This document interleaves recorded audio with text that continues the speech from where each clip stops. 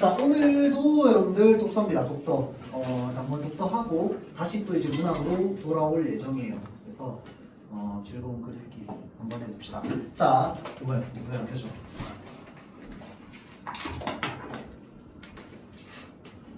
오늘은 지문을 3개를 가져왔는데 여러분들 좀 유명한 지문들을 좀 가져왔습니다. 그래서 요거를 좀 꼼꼼하게 그냥 파헤쳐 볼까요? 그냥 우리가 쭉 읽으면서 지금 여기에서 좀 그래도 고득점 받는 학생들 중에 그런 게 좀 있을까요? 글을 뭔가 이렇게 구성을 생각하면서 읽는다기보다는 그냥 쭉 읽고 문제 풀면서 앞에 나왔던 내용 찾고 맞는 말 했어. 그럼 동그라미 아닌 말 했어. X. 그냥 이제 그냥 되어 있는 대로 읽고 그냥 푸는 거죠, 여러분들. 그렇게 할 때 어서 오세요. 자, 우리 그렇게 할 때 어떻게 하면 조금 더 효율적으로 할 수 있을지. 그 다음에 글이라고 하는 게 어떤 원리로 구성되어 있는지, 구성의 의미를 어떻게 하면 잘 이해할 수 있는지, 그리고 이제 이러한 지문을 만들어내는 평가원의 글 구성 방식이 어떠한지 이런 것들을 이제 이야기를 좀 해볼 겁니다.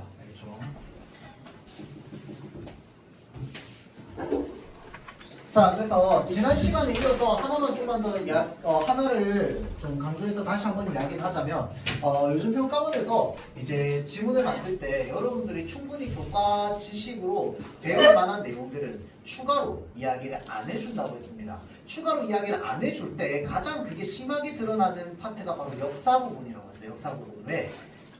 그러니까 예를 들어서 어떤 학생은 생명을 선택할 수도 있고 어떤 학생은 선택 안 할 수도 있단 말이야. 그러면 선택한 사람이랑 선택 안 한 사람 지식의 차이가 클까 작을까? 엄청 커요. 나중에 조금 있다가 혈액지문 나중에 읽어볼 건데 다 안 했지? 혈액지문 분명히 주말 수업 그 본 수업으로 과제 그 프린트에 있는데 안 풀어봤죠? 그럴 것 같았단 말이야. 진짜 그냥 빨리 앉아. 입 열면 들어오고 입 열면 들어오고 있죠. 하나 둘셋넷 다섯 일곱. 범준이는 작고 범준이 미국 갔다 온대. 나머지 아닌가? 자, 그래서 이야기를 하자면 역사는요 평가원에서 다 알아요. 여러분들이 예외 없이 수업 들었다는 걸 다 알아. 그러니까 생명이나 뭐 다른 과학 물리나 아니면 이제 뭐 철학 이런 것들은 누구는 듣고 누구는 안 듣는단 말이야. 그러면 설명이 필요한 파트가 있을 수도 있어요. 그런데 역사는요 없다는 겁니다. 알겠죠? 다 공통으로 들었기 때문에 교과에서 한 번이라도 들었을 법한 어떤 내용이나 지문들 같은 내용들 같은 경우에는 추가적인 설명이나 이런 것들이 없습니다. 그렇죠? 그래서 여러분들이 이미 알고 있을 만한 배경 지식 이런 것들을 그냥 놓치지 않고 계속 가지고 있는 것도 좀 필요해요. 자, 그래서 여기 지금 오늘 뭐에 대해서 얘기할 거냐면요. 가 지문은 진나라와 관련되어 있습니다. 진나라는 중국이죠. 진나라 하면 진나라 대표적인 특징이 뭐야? 기억나는 정보 뭐 있어? 만리장성. 만리장성 맞아요. 만리장성 왜 지었는데? 중계 그 흉노 방어를. 오랑캐들 막기 위해서. 그리고 또 진나라에 대해서 아는 거. 중현자. 그 상당히 깊게 들어가시네. 오케이, 깊게 들어가면 좋아요. 그냥 그것보다 좀 더 거시적으로 진나라 하면 중국 최초의 어떤 국가입니까? 통일국가였습니다. 기억나요? 중국 최초의 통일국가였어요. 중국 최초를 통일했던 그 사람이 바로 누군데? 진시황이었다. 그렇죠? 자, 뭐야? 배웠잖아. 중국 나라 순서 어떻게 됩니까? 수나라부터 시작하면 당 수당 송 잘한다 더 해봐. 수당 송 명성. 그 전에 원. 몽골 민족 있어. 원. 그렇지. 수당 송원 명청이었다. 그렇죠? 뭐 이것까지 알 필요는 없고요. 그냥 물어봤어요. 하여튼 자, 우리가 이 지문을 이해하는 데 있어서 가장 일단 대표적으로 그냥 대한민국 고등학교 3학년이라면 당연히 가지고 있어야 되는 지식 뭔데요? 진나라는 중국 최초의 통일국가라는 거 맞죠? 자, 그래서 그거를 바탕으로 우리가 이제 쭉 연결해서 읽다 보면은 연결되는 부분이 있을 겁니다. 자, 그 다음에 조선 마찬가지야. 조선 뭐 내가 굳이 얘기 안 할게요. 알겠죠? 자, 그래서 조선과 관련되어 있는 그 조선의 건국과 관련되어 있는 내용이 좀 나옵니다. 알겠죠? 자, 그래서 이게 지금 연결되어 있는데 오늘은 특별히 이제 지문을 읽기 전에 추가적으로 정보를 좀 제공하지 않고요. 지문 읽고 그 다음에 문제 풀고 그 이후에 이제 읽기와 관련된 연결을 좀 해주도록 하겠습니다. 자, 그래서 지문 읽고 지금 몇 번 문제를 풀 거냐면 160번 문제, 그 다음에 161번 문제 이렇게 두 개를 풀어볼 겁니다. 그렇죠? 자, 두 개를 풀어볼 건데 시간은 12분 줄 거거든요. 근데 다 풀었으면 다른 문제도 풀어보세요. 알겠죠? 어차피 숙제야. 자, 시작해볼게요. 준비, 시작.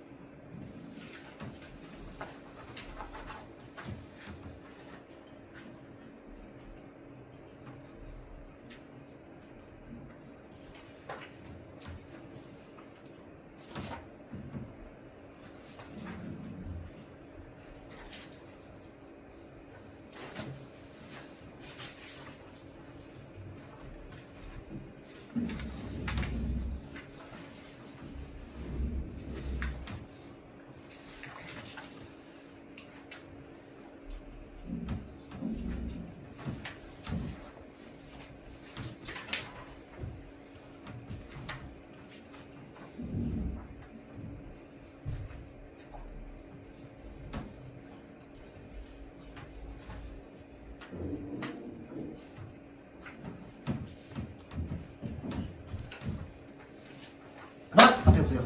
놀랬냐? 자, 앞에 보세요.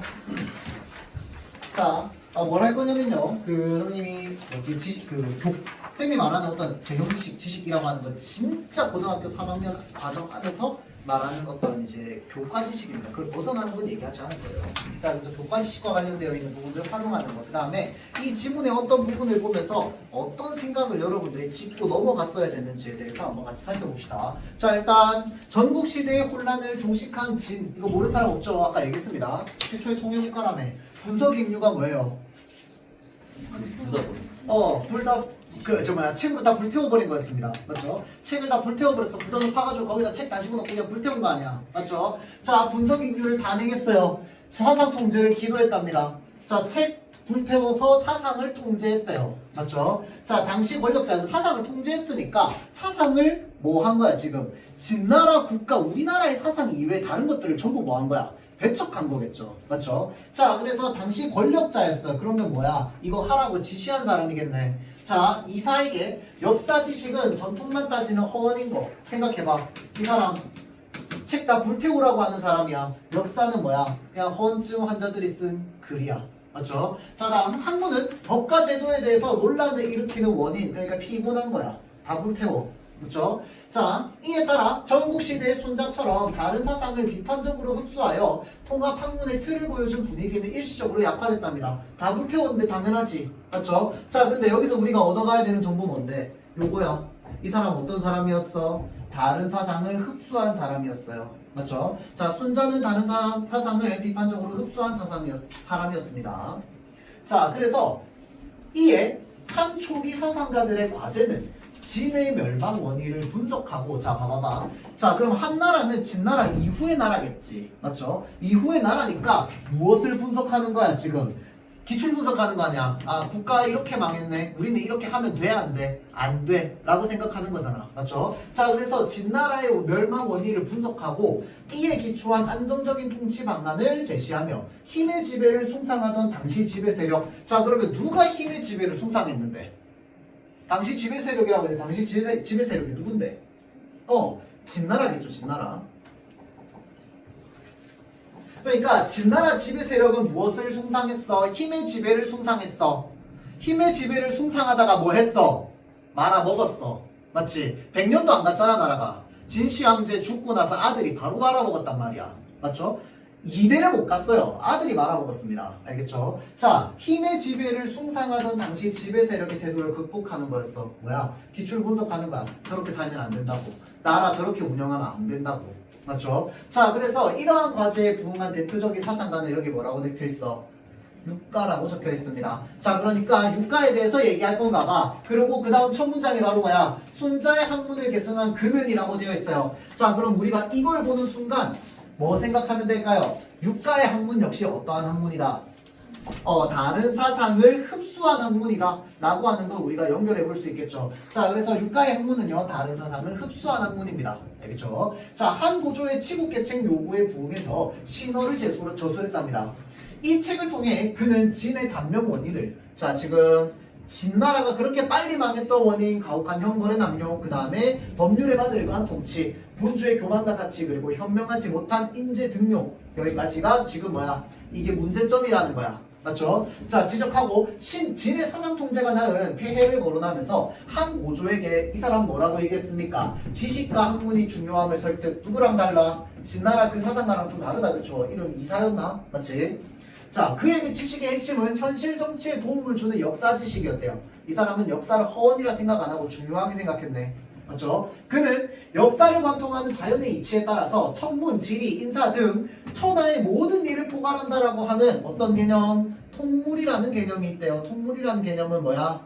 지금 자연의 이치에 따라서 모든 일을 포괄한다. 그걸 통물.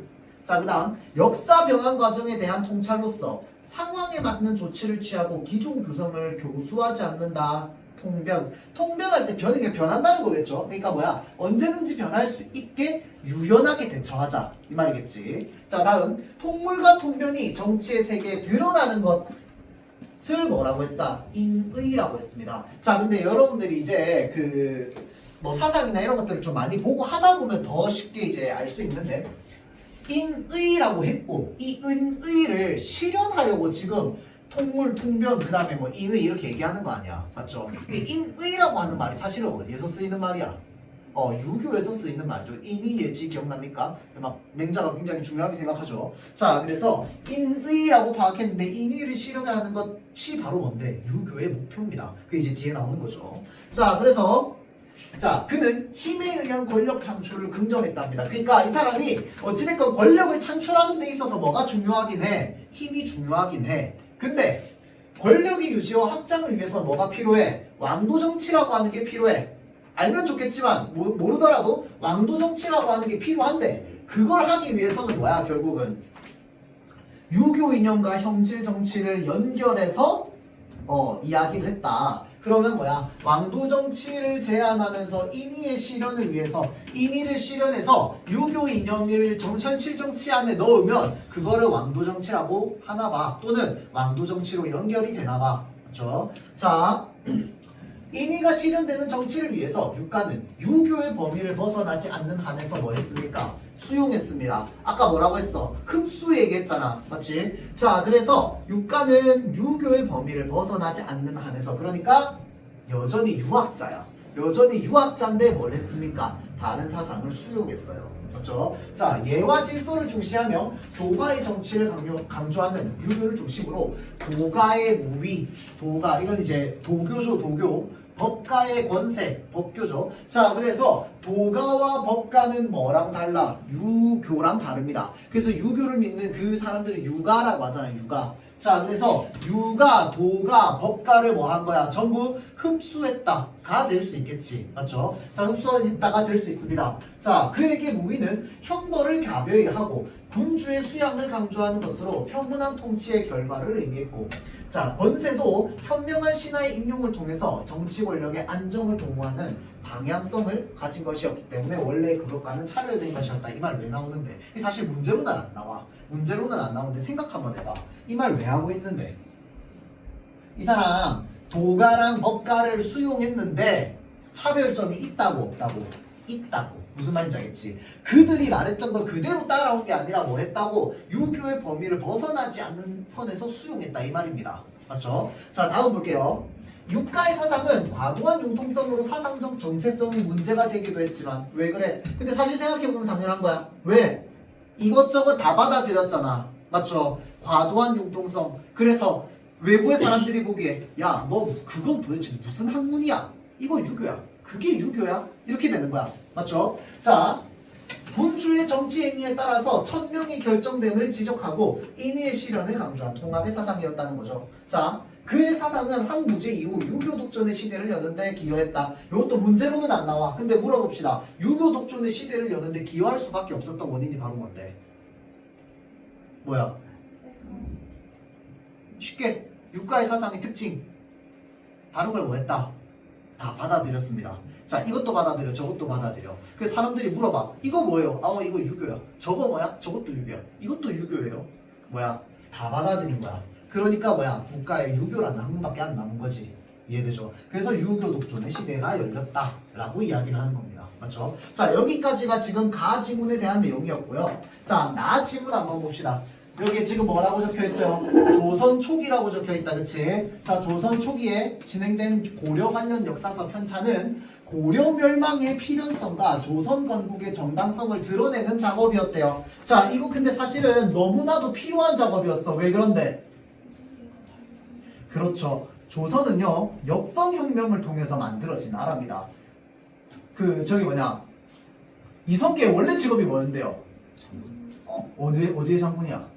고려의 장군이었습니다. 맞죠? 자, 그러니까 고려의 장군이 북벌을 정벌하라고 했더니 군대를 이끌고 가다가 갑자기 나 돌아갈래 라고 하면서 위화도에서 회군해서 다시 조정으로 돌아온 거 아니야. 맞죠? 그러면 외부에서 보기에, 조정 외부에서 보기에는 그냥 뭐야, 장군이 군사 이끌고 가서 왕의 자리를 빼앗은 겁니다. 맞죠? 자, 그렇게 따지면 이거는 성공하면 혁명이고 실패하면 뭐야? 반역이야. 맞죠? 자, 그래서 반역을 통한 혁명으로 국가를 구성한 겁니다. 자, 그렇기 때문에 반드시 뭐가 필요한데요? 그 전의 나라가 얼마나 쓰레기였는지 여러 번 강조해야 돼. 맞죠? 그 다음 뭐 해야 돼? 조선 전국의 정당성, 왜 이 나라가 세워질 수밖에 없었는지에 대해서 얘기해야 돼. 그 내용이 쓰여 있는 문학이 뭐였어? 용비어천가, 뿌리 깊은 난간, 저기 뭐냐, 열매만, 저기 뭐냐, 바람이 아니 흔들림으로 열매가 많으니. 맞죠? 자, 그래서 그 내용이 뭔데? 바로 조선 군국의 정당성에 대해서 얘기하는 거죠. 뿌리가 깊은 나무가 조선이라는 거 아니야. 맞죠? 자, 그래서 조선 건국의 정당성을 드러내는 작업이었다고. 반드시 필요한 거였어. 근데 이거 다 아는 거야, 우리. 맞죠? 자, 그래서 편찬자들은 다양한 방식으로 고려와 조선의 차별성을 부각하고 고려보다 조선이 뛰어남을 설득하고자 하였대요. 자, 그래서 태조의 명으로 고려 말에 찬술되었던 자료들을 모아서 고려에 관한 역사서가 편찬되었답니다. 자, 물어봅시다. 지금 누가 명령 내렸어? 이성계가 명령 내렸어. 이 사람 방금 나라 만들었어. 힘 세 안 세? 제일 세. 맞지? 이 땅에서 힘 제일 센 사람이 명령을 내려서 뭐 쓰라고 했어요? 역사서 쓰라고 했습니다. 자, 잘 보세요. 왕실이 아닌 편찬자의 주관이 들어가 있대요. 누구 생각 들어가 있는 거야? 태조의 명령받은 사람 들어가 있겠지. 생각해봐. 이때 썼던 역사책 진짜 역사책이었겠어? 이성계 위인전이었겠어? 이성계 위인전이었겠지. 맞죠? 영웅소설이었겠지. 맞죠? 자, 그래서 편찬자의 주관이 너무 많이 들어가 있어. 비판이 제기됐단 말이야. 여러 문제점이 제기되었어요. 자, 이 태종은 누구야? 이방원은 이성계의 누구야? 아들. 맞죠? 아들인데 조선으로 따지면 세 번째 왕입니다. 맞죠? 자, 그래서 얘도 아버지랑 똑같아. 아버지가 세워놓은 왕 뭐였습니까? 갖다 밀어버리고 자기가 왕이 됐잖아. 1차 왕자의 남 기억나죠? 자, 그래서 이방원 역시 지금 자기가 왕권을 잡고 나서 뭐라고 얘기합니까? 고려의 역사서를 다시 만들라는 명령을 내렸대요. 아빠가 쓴 거 말고. 맞죠? 자, 이후 고려의 용어들을 그대로 씹자는 주장. 문제 나오죠? 고려의 용어를 그대로 씹자는 주장이 있었고요. 자, 그 다음에 어떤 주장이 있었어? 유교적 4대주의에 따른 명분에 맞춰서 고쳐 쓰자라고 되어 있습니다. 자, 그럼 요것도 하나 물어봅시다. 조선시대는 유교 사회였어. 고려시대는 무슨 사회였어? 불교 사회였죠. 팔만대장경 그 외세 침입을 불교의 힘으로. 자, 그럼 이거 하나 더 물어봅시다. 자, 고려 이전에 신라, 통일신라였으니까 뭐 물론 중간에 삼국시대 있긴 하지만 통일신라 때는 종교가 뭐였어요? 불교였죠. 제방매가 기억납니까? 누가 썼어? 원금사가 썼잖아. 승려가 썼어요. 맞죠? 자, 그래서 잘 보세요. 우리 한반도는요 1000년 넘게 불교가 지배해왔던 사회입니다. 맞죠? 자, 그런데 조선으로 바뀌고 나서부터 어떠한 사상을 적극적으로 받아들였어? 유교를 받아들였어. 맞죠? 자, 그럼 그거를 바탕으로 한번 생각해 봅시다. 고려의 용어를 그대로 씹자는 주장은, 자, 이걸 쉽게 간단하게 한번 얘기해 볼게요. 역사책을 객관적으로 쓰자는 거야? 주관적으로 쓰자는 거야? 자, 유교적 4대주의에 따른 명분에 맞춰서 역사책을 쓰자. 역사책을 주관적으로 쓰자는 거야? 객관적으로 쓰자는 거야? 주관적으로 쓰자는 거지. 왜? 유교적 4대주의에 따라서 고려 역사를 서술하면 고려 역사는 좋게 쓰여져? 안 좋게 쓰여져? 안 좋게 쓰여져. 이해되죠? 자, 그래서 요거를 간단하게 얘는 주관적으로 역사를, 얘는 객관적으로 쓰자는 거야. 뒤에 문제 나오죠? 자, 볼게요. 태종의 아들 누구야? 이 세종이다. 그쵸? 세종 때까지도 논란이 계속되었답니다. 문종 때에 이르러 고려사편찬이 완성되었대요. 이 과정에서 역사 연구에 관심을 기울인 세종은 경서가 학문의 근본이라면 역사서는 학문을 현실에서 구현하는 것으로 파악하고, 자, 집현전학자들과의 경연을 통해서 경서와 역사서에 대한 이해를 쌓아갔대요. 자, 이러한 분위기에서 세종은 우리 중국과 우리나라의 흥망성쇠를 담은 치평요람이라고 하는 책을 쓰라고 했답니다. 자, 집현전학자들은 원나라 때까지의 중국 역사와 고려까지의 우리 역사를 정리했대요. 중국 역사도 정리했네. 아까 가지문 어느 나라 역사였어요? 중국 역사였습니다. 맞죠? 자, 정리 과정에서 주자학적 역사관이 담긴, 주자학이 뭔데? 성리학. 성리학을 따르는 학문 뭐야? 유교. 자, 그래서 주자학은 유교입니다. 알겠죠? 주자학은 유교. 자, 그러면 유교적 역사관이 담긴 자치통감 강목에 따라서 역대 국가를, 자, 잘 보세요. 정통이랑 비정통으로 구분했답니다. 역대 국가를 정통이랑 비정통으로 구분했대요. 사실 문제로는 안 나오는데 연결 한번 해볼까요? 가 지문에서 정통은 어떤 나라, 비정통은 어떤 나라? 가 지문이요. 가 지문. 지금 나 지문하고 있어요. 정통은 진, 비정통은 한. 자, 잘 보세요. 무슨 역사관? 주자학적 역사관 바꿔봐. 유교적 역사관. 유교적 역사관. 유교를 주로 내세운 나라 무슨 나라? 한나라였잖아. 그건 뭐야? 정통이 뭐야? 한나라. 비정통이 뭐야? 진나라가 되겠지. 이해돼요?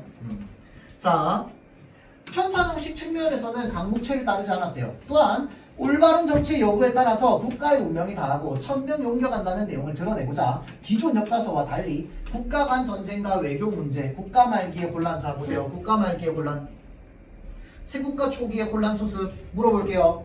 자, 이 책에는 우리나라 역사도 담겨있고 중국 역사도 담겨있다며. 맞죠? 자, 그럼 국가 말기의 혼란, 조선을 기준으로 보면 국가 말기의 혼란 어느 나라의 혼란? 고려의 혼란. 국가 초기의 혼란 수습 세국가 누구? 조선. 자, 그러면 저기 가 지문 봐봐봐. 국가 말기의 혼란 무슨 나라? 진나라. 세국가 초기의 혼란 수습 뭐? 한나라. 맞죠? 자, 이러한 편찬 방식은 국가의 흥망성쇠를 거울 삼아서 국가를 잘 운영하겠다는 목적 이외에 세국가 토대를 마련하려고 하는 것이 전제가 되어 있었다는 거죠.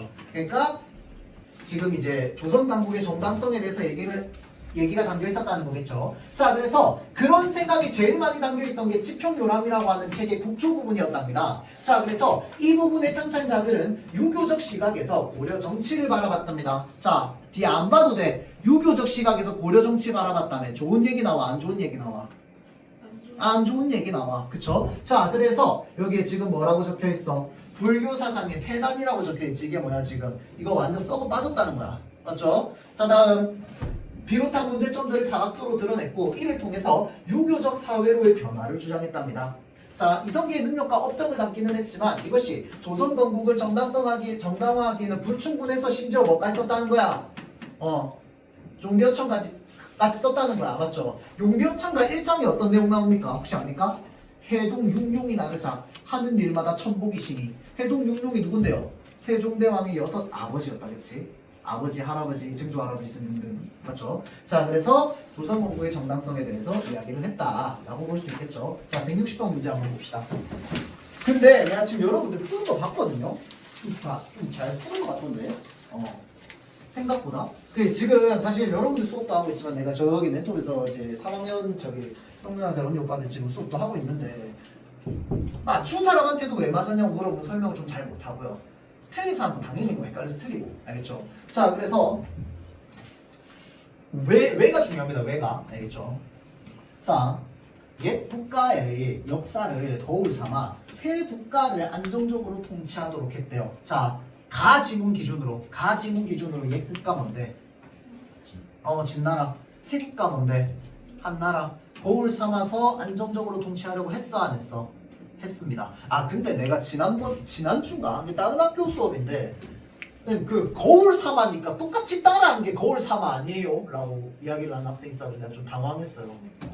아니죠. 이제 거울 삼아라고 하는 건 근데 똑같이 이제 그 모습을 이제 보고 내가 반성해서 그러하지 않겠다고 하는 게 거울 삼아 행동하는 겁니다. 맞죠? 자, 그래서 진나라 역사를 거울 삼아서 그렇게 되면 안 되겠다.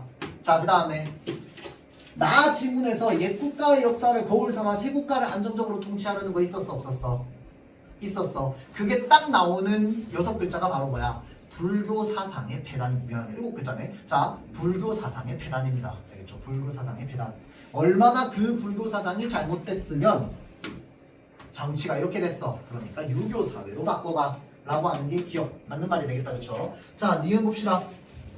옛 국가의 멸망 원인은 잘못된 정치 운영이 있지 않고. 잘못된 정치 운영이 있었다고 했어, 없었다고 했어? 있었다고 했지. 맞죠? 야, 너무 쉽다. 그치? 새 국가로 천명이 옮겨간 것에 있다. 틀렸습니다. 자, 그러면 문제는 디귿이야. 자, 옛 국가에서 드러난 사상적 공백을 채우기 위해서 새 국가의 군주는 유교에 따라 통치하도록 한다. 자, 잘 보세요. 일단 요거부터 한번 물어볼게요. 자, 얘는 가지문, 얘는 나지문이야. 맞지? 그럼 가지문 기준으로 유교에 따라 통치하도록 한다. 맞아, 틀려? 맞아. 나 지문 볼게요. 유교에 따라 통치하도록 맞아 틀려?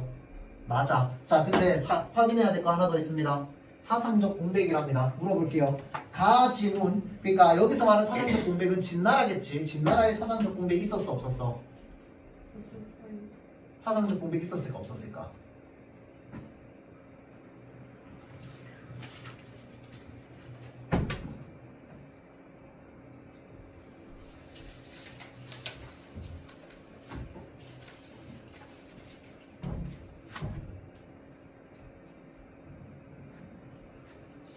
책 다 불태웠잖아요, 여러분들. 맞죠? 자, 책 다 불태웠어요. 자, 그래서 사상적 공백 있었습니다. 맞죠? 사상적 공백, 책을 다 불태웠어. 자, 그래서 학문이라고 하는 게, 그러니까 사상적 공백이라고 하는 게 학문을 말하잖아. 그런데 이사에 따르면 학문이라고 하는 건 뭐라고 했어요? 국가를 어지럽히는 요소라고 했잖아. 맞죠? 자, 그래서 진나라에서는 사상적 공백이 있었단 말이야. 자, 그러면 지편전학자들 볼게요. 조선 기준으로 그 앞선 나라 고려에 사상적 공백이 있었어 없었어? 없었습니다. 그럼 고려의 사상이 뭐였는데?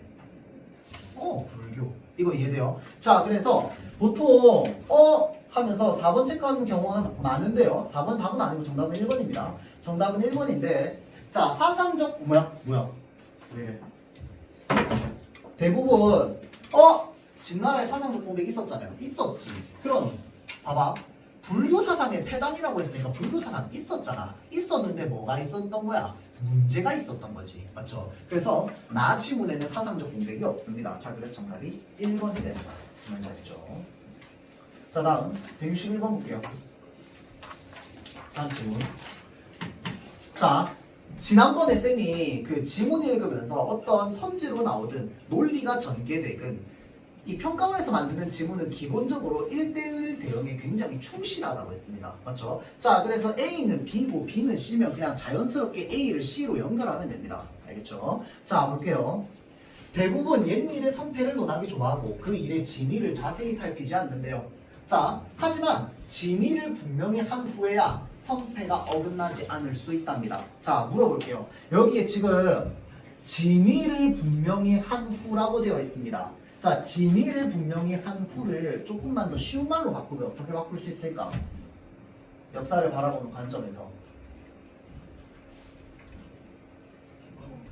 객관적. 자, 그럼 아까 물어볼게요. 아까 쌤이 주관적, 객관적 필기해 놓은 부분들이 있었습니다. 맞죠? 자, 객관적으로 역사를 바라보자고 하는 사람은 불교 고려의 용어를 그대로 씻자고 주장한 사람들이었지. 자, 그 다음에 주관적으로 해석하자고 하는 사람은 뭐였어요? 유교 사상에 따라서, 유교적 사대주의에 따라서 말을 고쳐서 쓰자고 하는 사람이 이제 주관적으로 바라보는 거였습니다. 맞죠? 자, 그래서 그거를 바탕으로 우리가 생각을 해보자면, 자, 여기 밑에 2번 선지 한번 보세요.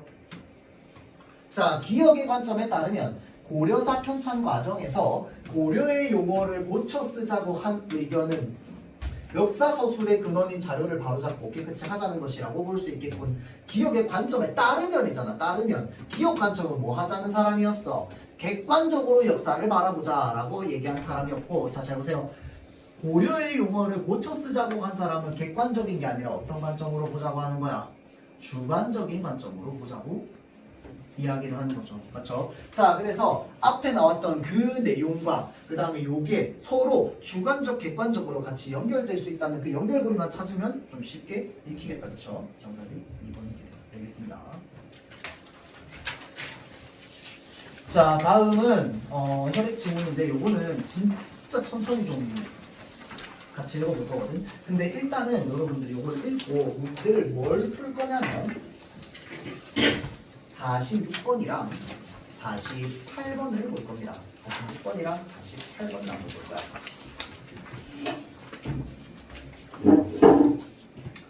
자, 요거는 마찬가지로 12분 줄게요. 시작해봅시다.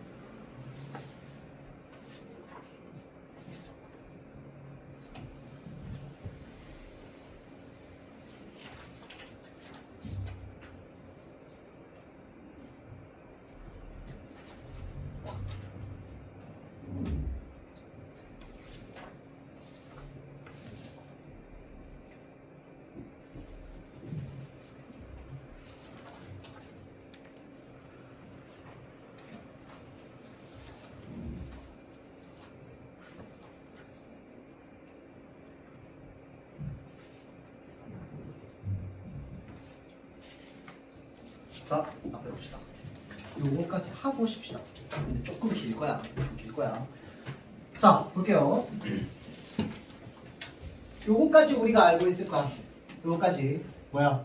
기본적으로 혈액은 우리 몸속에 있는 피는 항상 뭔가 운반해줍니다. 맞죠? 근데 대표적으로 운반해주는 게 뭐 산소 이런 것들 많이 운반해주잖아, 피가. 맞죠? 자, 뭐 예를 들어서 약을 먹어. 약을 먹으면 그 약물들이 피 속에 들어가가지고 이 혈중 농도를 높입니다. 맞죠? 그래서 이제 몸속을 돌아다니잖아. 맞죠? 자, 그래서 우리가 피라고 하는 건 일단 기본적으로 몸속의 운반체야. 운반체. 맞죠? 이거 우리 다 아는 거야. 자, 그러면 잘 보세요. 혈액은 세포에 필요한 물질을 공급하고 노폐물을 제거한대요. 아는 얘기. 자, 만약 혈관벽이 손상되어 출혈이 생기면 손상 후에 혈액이 응고되어 피가 뭐 어느 정도 상처가 났을 때 너무 큰 상처는 안 되겠지만 어느 정도 상처가 났을 때 피가 나다가 멈춰 안 멈춰?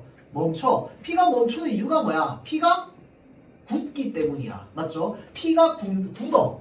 피가 응고됩니다. 응고. 맞죠? 응고되어서 혈액 손실을 막아야 돼요. 그래서 피가 응고돼서 딱지만 생기고 더 이상 피가 안 나잖아. 맞죠? 혈액 응고는 섬유소 단백질인 피브린이 모여 형성된 섬유소 그물이 혈소판이 응집된 혈소판 마개와 뭉쳐서 혈병이라는 덩어리를 만드는 현상이랍니다. 자, 여기까지 끊으면 이름들이 어려워서 모든 정보를 글 끝까지 읽는 데까지 다 가져가지 못할 거야. 맞죠? 자, 그럼 여기에서 반드시 가져가야 되는 아주 간단한 사실은 뭘까요? 자, 피가 굳는다는 건 다 알고 있어. 피가 굳으면 걔 이름을 뭐라고 부른다고? 혈병이라고 부른다고. 맞죠? 자, 그래서 혈액이 응고되면 걔를 뭐라고 불러? 혈병이라고 불러. 그런데 혈병은 어떻게 만들어지는데? 섬유소 그물이 혈소판에 응집된 혈소판 마개와 어떻게 생겼는지 몰라. 나 몰라. 모르는데 먼 그물처럼 생긴 게 있나 봐. 그리고 먼 마개 역할을 하는 게 있나 봐. 그래서 얘랑 얘가 만나서 혈병이라고 하는 응고된 덩어리를 만들어낸다고. 맞죠? 자, 혈병이라는 덩어리를 만들어내는데요. 혈액 응고는 혈관 속에서도 일어난답니다. 이때 혈병을 혈전이라고 한대요. 자, 그러면 어떻게 되는 거야? 혈관 밖에서 피가 흐르다가 뭉쳐서 굳어. 뭉쳐. 그럼 걔를 뭐라고 한다고? 혈병이라고 한다고. 혈관 안에서 흐르다가 뭉쳐. 걔를 뭐라고 한다고? 혈전이라고 한다고. 맞죠? 자, 그럼 혈병이랑 혈전은 똑같은데 위치만 다른 겁니다. 맞죠? 자, 볼게요. 이물질이 쌓여 동맥 내벽이 두꺼워지는 동맥경화. 경화가 무슨 말인데요, 여러분들? 단단해지다 이 말입니다. 맞죠? 단단해지다. 자, 그래서 동맥이 단단해지는데 어떻게 단단해집니까? 동맥이 흐르는 그 혈관에 이물질이 쌓이고 쌓이면 피가 쉽게 잘 흐를 수 있어. 흐르기가 어려워. 흐르기가 어렵죠. 자, 그러면 자꾸 거기에 뭔가가 쌓이면서 뭐가 생겨? 뭐가 어떻게 돼? 동맥이 단단해지는 동맥경화 현상이 일어난다고. 맞죠? 자, 그래서 동맥경화가 일어나면 그 부위에 혈전, 혈류 감소 등이 일어나서 자, 혈관 질환이 발생하기도 한다고. 맞죠? 자, 그러면 동맥경화가 생겨. 그럼 거기에 쌓이는 게 뭐라고? 혈전이라고. 맞죠? 자, 이러한 혈액의 응고 및 원활한 순환에 비타민 K가 중요한 역할을 한답니다. 자, 우리가 읽으면서 쓱 읽으면서 내려갈 건데 하는 지점이 있으면 좋을 것 같아. 바로 뭘까요? 이때까지 뭐에 대해서만 얘기했어? 피가 뭉치는 거에만 얘기했어. 자, 그러면 이때까지 읽은 내용을 바탕으로 피가 뭉쳐 쌓여 혈전이. 그럼 피가 잘 흘러 안 흘러? 피가 잘 흘러 안 흘러? 잘 안 흘러. 맞지? 자, 그러면 혈관이 안에서 피가 굳으면 막히겠지, 혈관이. 맞죠? 그건 피가 굳어서 혈관이 막히는 거야. 근데 여기 뭐라고 적혀 있어요, 지금? 원활한 순환이라고 적혀 있어요. 이때까지 뭐에 대해서만 나왔어? 응고에 대한 내용만 나왔습니다. 순환에 대한 내용이 아직 안 나왔어. 근데 주옥 읽어도 안 나와. 어디 나오는데? 저 뒤에 나와요. 맞죠? 자, 그래서 일단은 여러분들이 여기서 띠용하면 좋을 거고 얘는 띠용이야. 왜? 이때까지 응고 얘기했거든. 응고 얘기하는데 비타민 K가 중요한 역할을 한다며. 그럼 이건 알겠어. 응고에 대해서 얘기를 했으니까. 그럼 순환은 어떻게 역할하는데? 몰라 아직. 알겠죠? 자, 비타민 K는 혈액이 응고되도록 돕는답니다. 지방을 뺀 사료를 먹인 병아리의 경우 지방에 녹는 어떤 물질이 결핍되어서 혈액응고가 지연된다는 사실을 발견하고 그 물질을 비타민 K로 명명했대요. 자, 그러면 비타민 K 얘가 바로 뭔데? 지방에 녹아있는 어떤 물질이겠지. 맞죠? 지방에 어떤 녹는 어떤 물질이 없으니까 얘가 혈액응고가 지연된다며. 근데 여기 뭐야? 비타민 K는 혈액이 응고되도록 돕는다며. 지금 결론 뭐야? 그래서 그 물질이 비타민 K라고. 맞죠? 자, 혈액응고는 단백질로 이루어진 다양한 인자들이 관여하는 연쇄 반응에 의해서 일어난답니다. 이 연쇄 반응이라는 말을 보면서 우리가 생각해볼 지점 바로 뭘까요? 뭐가 나온다? 순서가 나온다고요. 왜? 연쇄적으로 일어난다는 건 동시에 일어나는 거야? 아니라는 겁니다. 맞죠? 순서. 이 순서를 왜 얘기하냐면 나중에 뒤에 문제 풀 때 순서가 좀 중요해서 그래요. 자, 볼게요. 우선 여러 혈액응고인자들이 활성화된 이후라고 되어 있다. 그치? 자, 그럼 뭐야? 얘가 첫 번째 과정이야. 맞죠? 자, 여러 혈액응고인자들이 활성화된 이후 프로트론빈이 활성화된답니다. 그럼 얘가 두 번째 순서야. 프로트론빈이 활성화되고요. 자, 그러고 나면은 뭐로 바뀐대요? 트론빈으로 바뀐답니다. 그럼 얘가 세 번째 순서야. 자, 트론빈은 혈액에 녹아있는 피브리누겐을 불용성인 피브린으로 바꾼답니다. 요게 뭐야? 네 번째 순서입니다. 자, 요 순서가 여러분들 머릿속에 들어와 있는 학생들은 괜찮아. 읽으면서. 근데 안 들어오는 학생들도 있어요. 이름이 너무 어렵다든지 뭐 이런 경우에. 자, 어떻게 하면 돼? 얘는 간단하게 나는 기록해줘도 좋을 것 같아. 자, 그래서 일단 첫 번째가 뭐였어? 여러 혈액응고인자들이었습니다. 얘가 활성화가 돼야 된대요. 활성화가. 맞죠? 얘가 활성화가 되고요. 자, 그 다음 활성화가 되고 나면 그 다음 순서가 뭔데? 프로트론빈이 활성화된대요.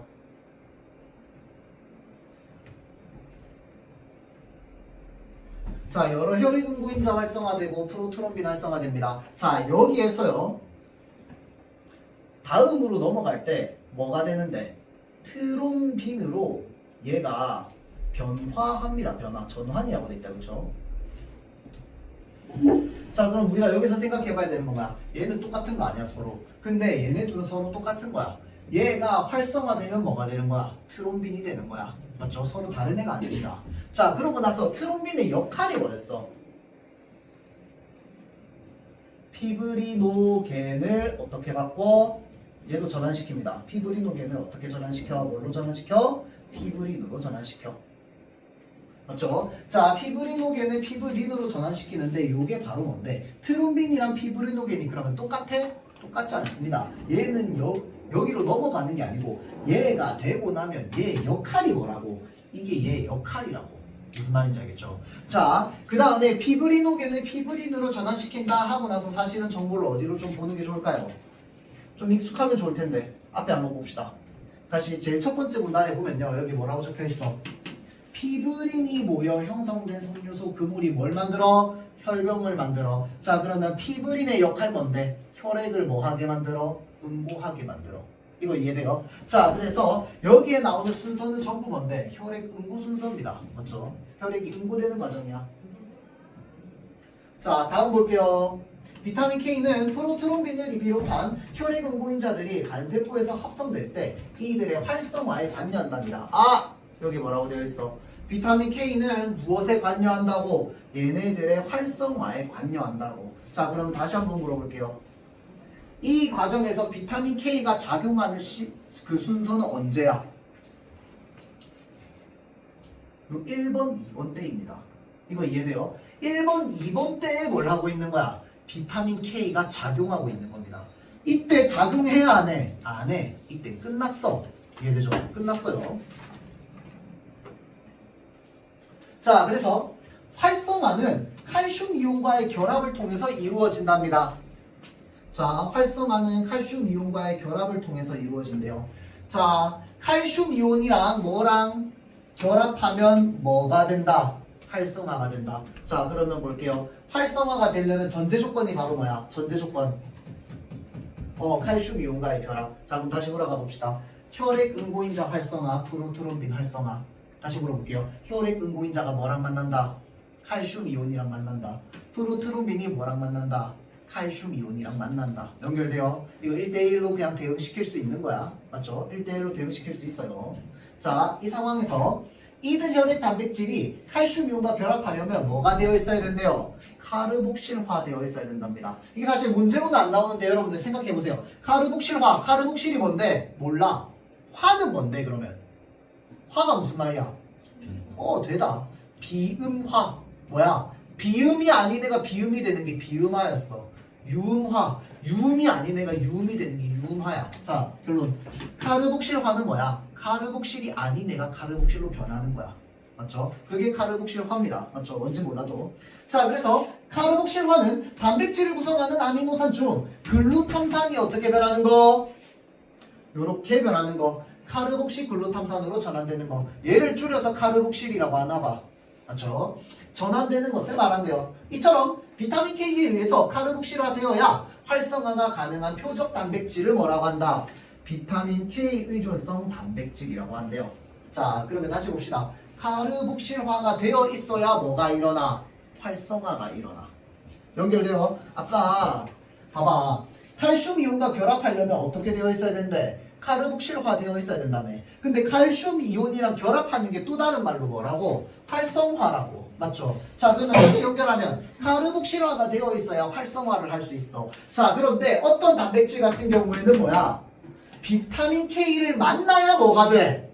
카르복실화가 돼. 무슨 말인지 알겠죠? 자, 그러면 어떤 단백질들 같은 경우에는 비타민 K를 만나지 않으면 뭐가 이루어지지 않는다? 활성화가 이루어지지 않는다. 까지가 연결. 알겠어요?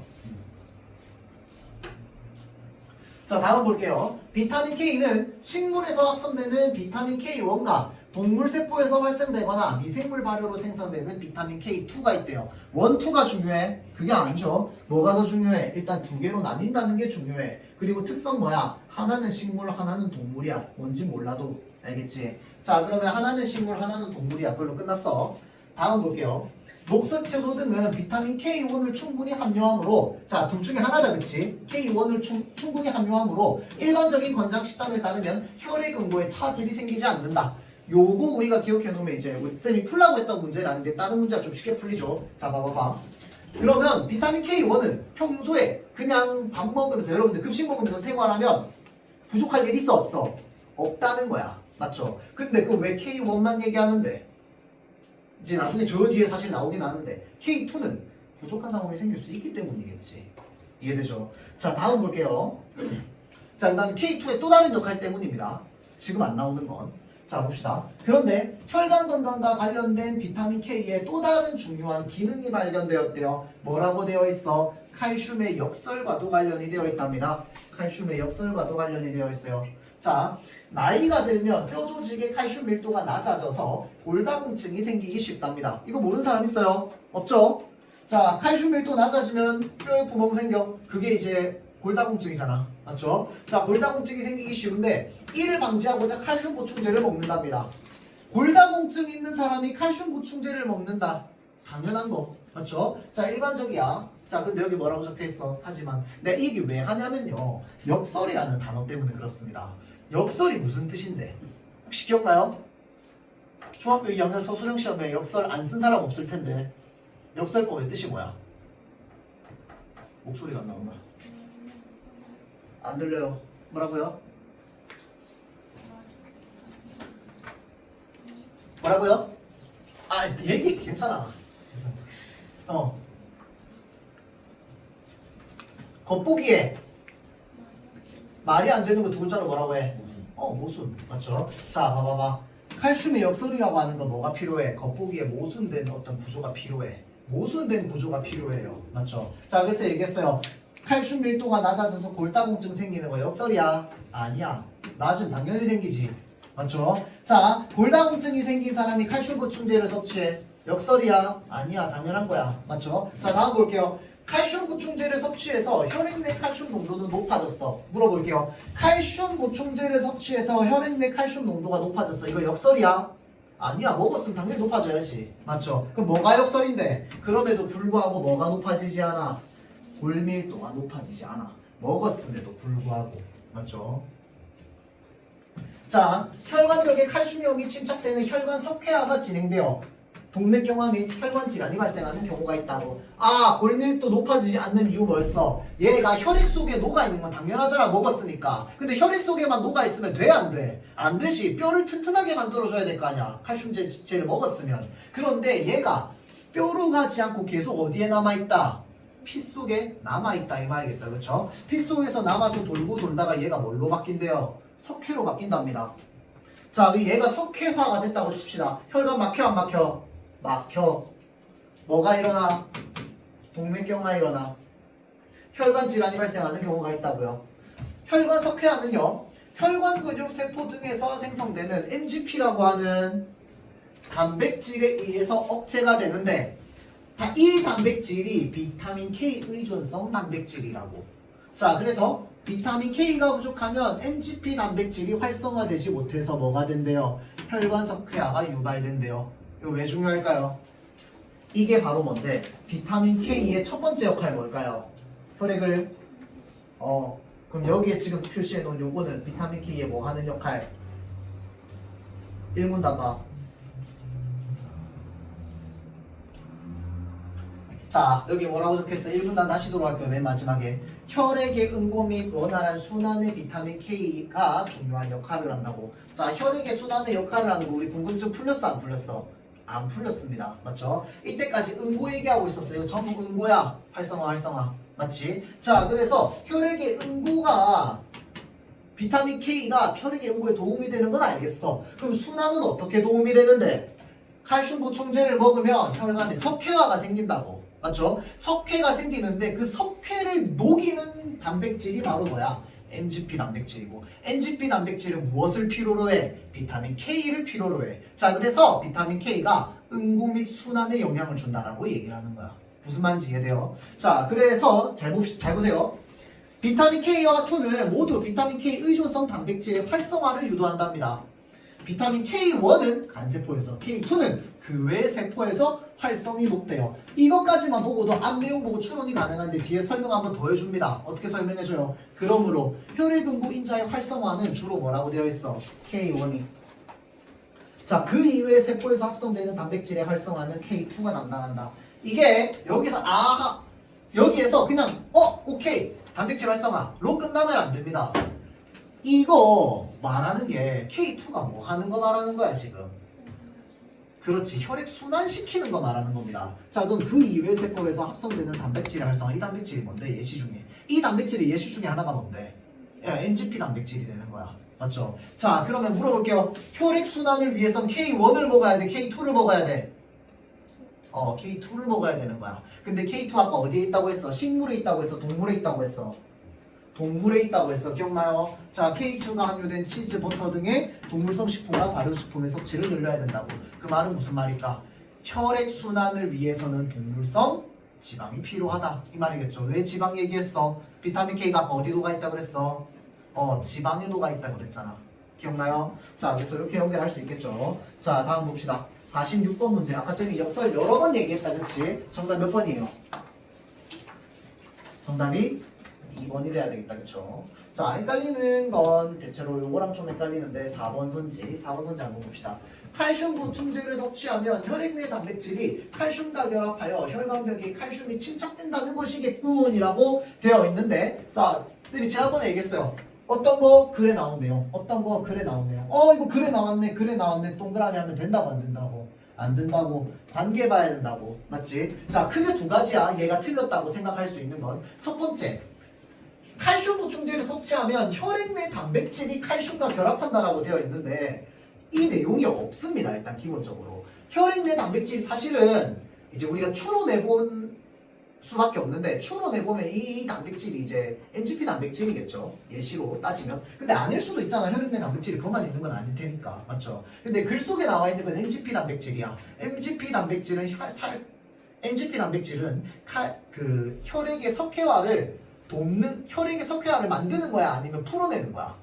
풀어내는 거였잖아. 그럼 칼슘의 역설 일어나 안 일어나? 안 일어나. 맞죠? 자, 일단 그게 첫 번째야. 자, 두 번째는 뭐냐면요, 봐봐봐.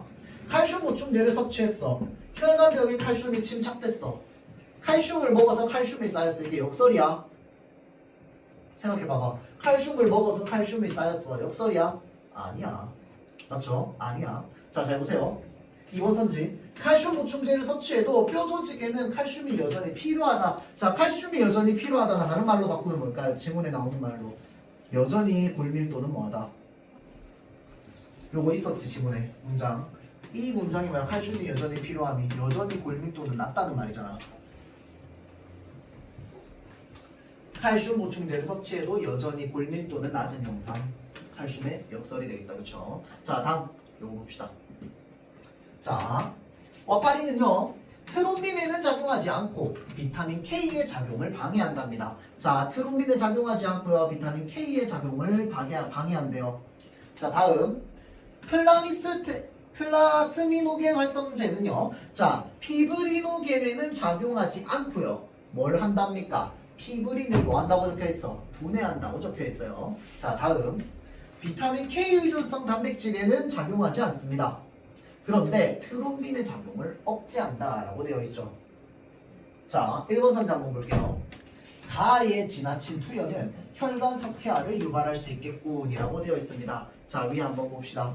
자, 트롬빈에는 작용하지 않고 여기에 뭐라고 적혀 있어? 비타민 K의 작용을 방해한다고 되어 있습니다. 자, 비타민 K가 하는 역할 두 개였어요. 혈액의 응고 하나 있고 순환 하나 있습니다. 맞죠? 근데 혈액의 순환은 어떤 부분에서 도움을 준다고 했어? 혈관 석회화를 막아주는데 역할이 있다고 했잖아. 얘는 지금 방해하는 거야. 많이 먹으면 유발돼야 안 돼? 유발되죠. 자, 다음 나는요 이미 뭉쳐있던 혈전이 풀어지도록 할 수 있겠군이라고 되어 있습니다. 혈전이 무슨 성분으로 되어 있는데? 1문단 봐봐. 혈전이 뭐가 뭉친 거야? 섬유소 그물과 마개가 뭉쳤어요. 근데 섬유소 그물 뭘로 만들어져 있어? 여기에 피브린으로 만들어져 있어. 만약에 피브린으로 만들어진 그물을 분해할 수 있다면 혈전 풀려 안 풀려? 풀리겠지. 혈전이랑 혈병은 똑같잖아. 맞죠? 혈전 여기 있지만 사실 혈전이 혈병이랑 똑같단 말이야. 혈관 안에 있냐 밖에 있냐 차이니까. 자, 그러면 봅시다. 나 지구는요 지금 피브린을 분해한다고 되어 있죠. 자, 혈전이 풀어지도록 할 수 있어 없어? 있다. 그치? 자, 그래서 맞는 말. 자, 3번 봅시다. 혈액 응고인자와 칼슘 이온 결합을 억제한다고 되어 있습니다. 자, 칼슘 이온 결합을 세 글자로 뭐라고 할 거야? 활성화라고 할 거야. 왜? 칼슘 이온이랑 결합하면 활성화가 된다며. 아까 순서 구조 생각해보세요. 다는요 K 의존성 단백질에는 작용하지 않습니다. 어디에 작용해요? 트롬빈의 작용을 억제한다고 되어 있습니다. 트롬빈의 작용을 억제. 자, 앞에 쌤이 구조 그려놨는데 이거 한번 볼래요? 비타민 K 아까 어디에서 쓰인다고 했어요? 여기서 쓰인다고 했어요. 활성화에 쓰인다며. 맞죠? 그런데 다 양분은요 비타민 K에는 방해 안 준대요. 뭐에 방해 준답니까? 트롬빈의 작용에 방해를 준답니다. 자, 봐봐. 트롬빈에 방해를 줄 건데 트롬빈이 만들어졌다는 건 비타민 K가 이미 활용된 거야 안 된 거야? 이미 활용됐습니다. 맞죠? 자, 그래서 트롬빈에 방해를 준다는 건 혈액 응고인자는 벌써 뭐가 되어 있다는 뜻입니까? 활성화가 되어 있다는 뜻입니다. 이거 이해돼요? 자, 그럼 이거를 기준으로 우리가 3번 선지 한번 보세요. 자, 혈액 응고인자와 칼슘 이온의 결합을 억제하겠군. 억제하기 전에 이미 되어 있습니다. 알겠죠? 왜? 트롬빈의 작용만 억제하기 때문이지. 이해되죠? 그래서 정답이 3번이 되는 겁니다. 이해되죠? 자, 잠깐 쉬었다가 다음 질문 읽어볼게요.